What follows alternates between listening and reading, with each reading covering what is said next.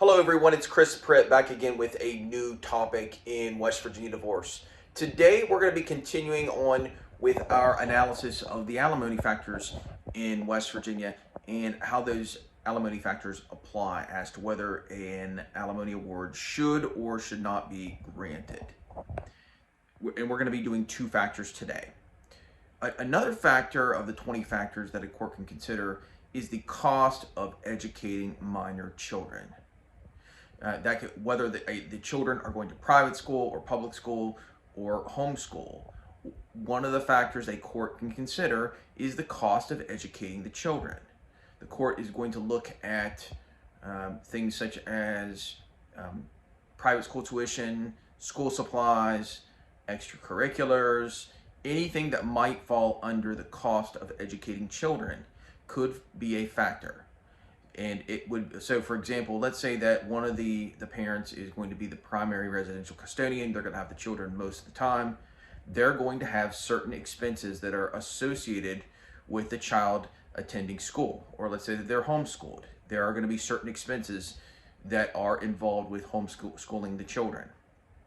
Those factors can be considered when a court is going to possibly grant some sort of alimony. The next factor we're going to talk about is the education expenses when the payee spouse, the one who's receiving the spousal support, the cost for education and training. So a court is going to look at, for example, let's say that person is going to go back to school, or let's say that that person is going to receive some sort of training.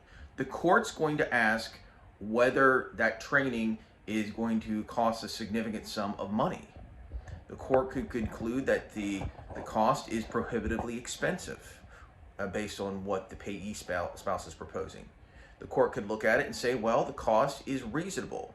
But the point, though, is that a court is going to be looking at the overall cost for the person who's going to be the payee spouse in terms of getting compensated with what we call rehabilitative alimony. That's what we're really talking about here, is when somebody is trying to rehabilitate themselves so they can move on and get a higher paying job. A court is certainly going to factor in those costs.